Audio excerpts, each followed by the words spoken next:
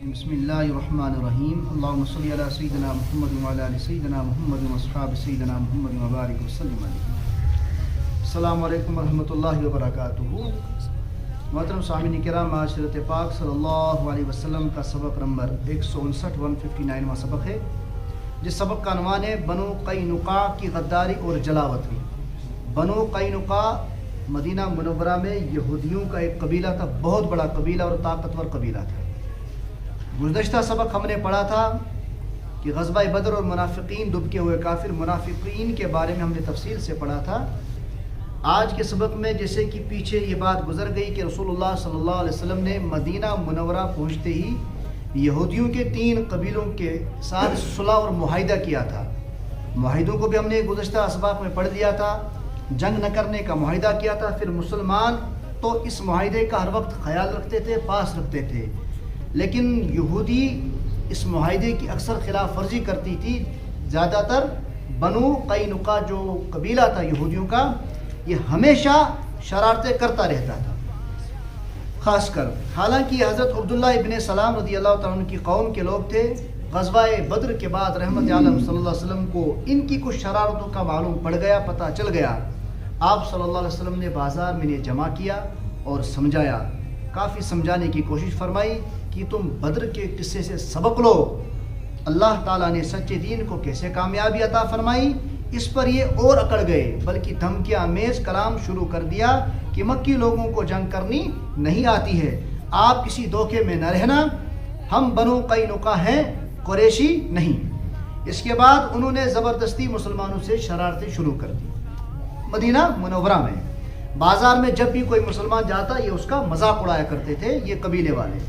اصل میں یہ لوگ سنار، لوہار اور کمہار کے پیشے سے وابستہ تھے.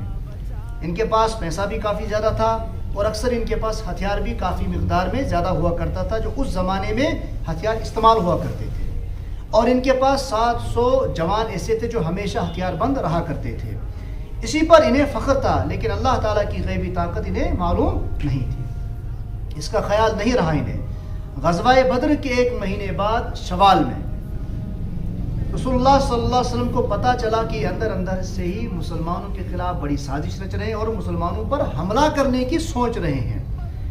اور ان کی کمینگی کا ایک بہت بڑا واقعہ اس سے پہلے پیش آیا کہ یہ سوچتے کچھ کرتے. ایک بدنما ایک واقعہ ان کا پیش آ گیا.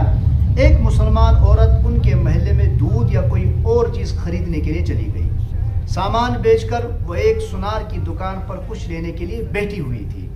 اس مسلمان رائی مینو کیسے وہی دکان سے اس بدبخت سنار نے، جو سنار تھا وہاں پر، ان کے جبہ کا پلہ کسی دھاگے وغیرہ سے باندھ دیا.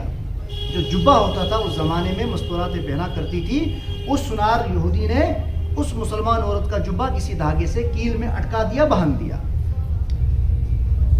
اور اس کے بعد باندھ کر دوسرے بدماشوں کی طرف اشارہ کیا کہ تم اس کو اوپر سے کھینچ لو. اس کے بعد کھینچتے ہی جو ہی وہ مسلمان عورت آگے بڑھی تو وہ ننگی ہو گئی، بالکل ننگی ہو گئی. وہ ذلیل قہقہے لگانے لگے. اس پر ان کی ایک چیخ نکل گئی. قریبی کسی مسلمان نے ان کی اس حرکت کو دیکھ لیا. گندی حرکت کو دیکھ کر اس نے تلوار باہر نکال لی اور اس سنار کا سر قلم کر دیا. باقی سب نے، جو بنو قینقاع کے یہودی قبیلے کے لوگ وہاں پر تھے، انہوں نے یہ دیکھ کر اس مسلمان بھائی کو شہید کر دیا. وہ صحابیہ دوڑ کر صحابہ کرام تک یہ خبر پہنچانے میں کامیاب ہو گئے. اور کچھ حضرات لکھتے ہیں کہ وہ صحابی ہی اس کی گردن اڑا کر مدینہ پہنچ گئے. رسول اللہ صلی اللہ علیہ وسلم کو اس کی خبر جب ہوئی، اس واقعے کی جو انہوں نے بنو قینقاع کے قبیلے والوں نے یہ واقعہ کیا تھا، مدینہ کا انتظام پھر اس کے بعد حضرت ابو لبابہ کے حوالے کر کے صحابہ کرام کو ان کے محلے پر چھاپا مار دیا. اب جو ان کا بنو قینقاع کا قبیلہ تھا، اب رسول اللہ صلی اللہ علیہ وسلم کے سمیت کچھ صحابہ کو لے گئے اور اس محلے پر ہی چھاپا مار دیا. چھاپا مارنے کا حکم دے دیا. یہ 12 شوال 16 شوال 6 ہجری کی تاریخ تھی. یہ یہودی اپنے قلعوں میں چھپ گئے. 15 دن تک صحابہ کرام نے اس محلے کا محاصرہ بدستور جاری رکھا اور اللہ تبارک و تعالیٰ کی طرف سے غیبی مدد کیا ہوئی. ان کے دلوں پر کافی روب پڑ گیا اور ڈر ڈالا کہ ذی قعدہ کی پہلی تاریخ کو وہ خود ہتھیار ڈال کر باہر آ گئے.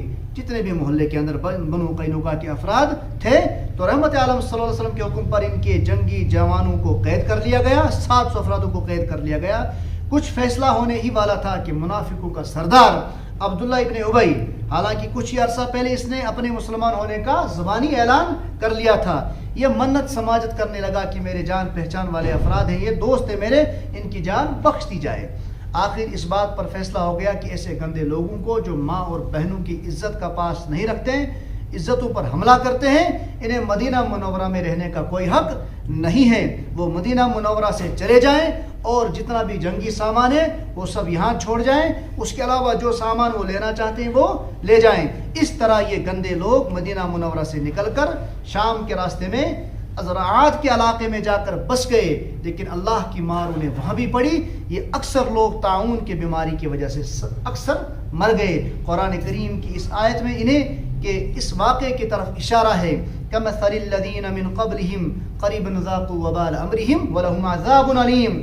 ان کی حالت ان لوگوں کی سی ہے جو ان سے کچھ ہی پہلے اپنے کرتوتوں کا مزہ چکھ چکے ہیں اور ان کے لیے دردناک عذاب ہے۔